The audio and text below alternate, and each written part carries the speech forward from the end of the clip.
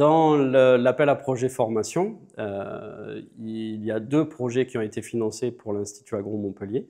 Le premier, il s'appelle Digitono, c'est de la digitalisation de ressources pédagogiques autour de la vigne et du vin. Et là, plus spécifiquement, c'est autour des autres produits de la vigne et du vin et qui sont distribués dans un diplôme qui s'appelle le diplôme national d'œnologie. Le deuxième projet qui a été financé, c'est la bergerie multimodale. Il a été financé à hauteur de 45 000 € et il y a 14 000 € qui ont été mis de la part de l'école dans l'autofinancement de ce projet-là. C'est une plateforme pédagogique expérimentale où on veut favoriser en fait la pédagogie expérientielle des étudiants, c'est-à-dire arriver sur le terrain et travailler sur un même lieu le diagnostic, l'observation, la modélisation de données, etc., etc., tout dans un même procédé et un même processus au centre de ce lieu-là. Et il a une dimension donc pédagogique pour les étudiants, mais aussi scientifique, puisqu'il va permettre en fait la rencontre de plusieurs projets de recherche et d'action où on va pouvoir avoir des démonstrations de professionnels et les chercheurs, les enseignants-chercheurs pourront se retrouver dans ce lieu autour de projets de recherche.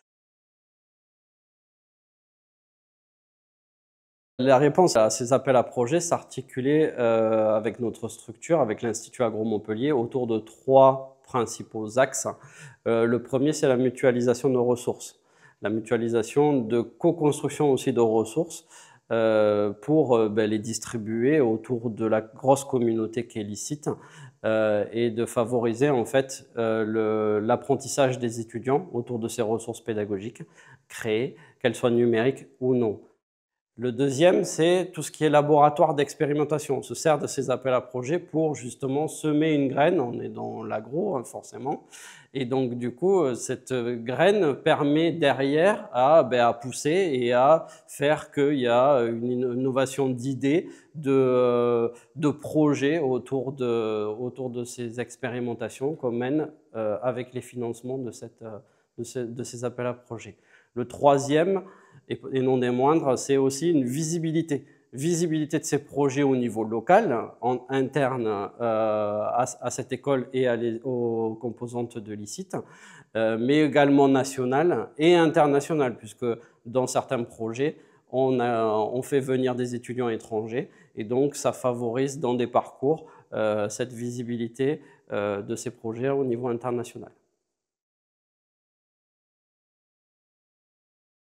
Alors, ils sont tous particulièrement innovants et structurants. Il n'y en a pas un forcément qui ressort dans ce que je vais dire, mais par contre, ça nous a permis en fait de restructurer notre approche, réorganiser notre approche autour de ces projets. Aujourd'hui, au lieu d'avoir des projets qui sont menés par des enseignants et qui restent dans cette génération d'idées d'enseignants, on intègre les étudiants. On a changé complètement notre approche. On intègre de plus en plus cette approche par compétences dans les formations, bien entendu. Et maintenant, on l'intègre aussi dans les projets comme ça d'innovation pédagogique. Donc, les étudiants sont au cœur du système et co-construisent avec nous, en fait, l'expérimentation autour de ces projets.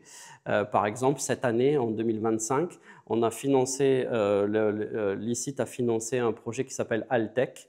Et ce projet va permettre des pilotes de création d'un process agroalimentaire sur du low-tech, pour que ce soit durable et résilient, forcément.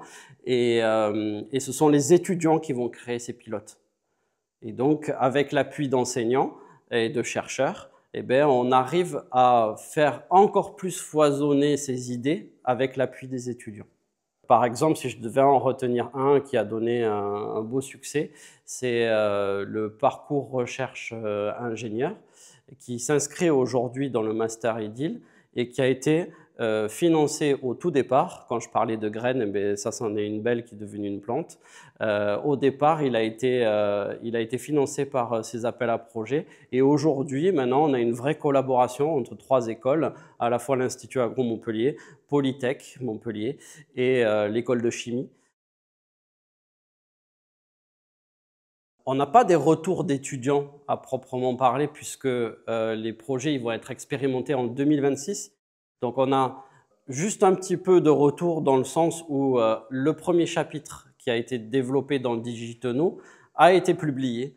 Et donc on a déjà quelques petits retours des étudiants sur quelques améliorations à donner sur ces ressources pédagogiques qui ont été créées. Et des retours très positifs sur le fait qu'on puisse modulariser les enseignements et les apprentissages et qu'ils puissent retrouver exactement là où ils avaient des manques au niveau de leurs compétences à développer. Et après, les enseignants, les retours d'enseignants, ils sont dithyrambiques, c'est-à-dire qu'ils ont envie, ils sont hyper motivés dans le fait de mener ces 2 projets, sachant qu'on a toujours un chef de projet enseignant chez nous, sur ce type d'appel à projet. Mais derrière, ça fédère en fait une dizaine d'enseignants pour Digitono et 5 ou 6 enseignants autour de la bergerie multimodale. Alors l'intérêt, il est très fort pour l'Institut Agro Montpellier de répondre à ces appels à projets aujourd'hui dans ces AAP formations. Pour justement ça génère en fait des idées communes, ça génère des projets communs pour toute la communauté de l'ICIT. Et donc, pourquoi c'est important pour nous? C'est parce que ça correspond à des situations réelles qui sont ancrées dans l'opérationnalité des choses et qui justement sont au cœur des préoccupations des enseignants et des formations.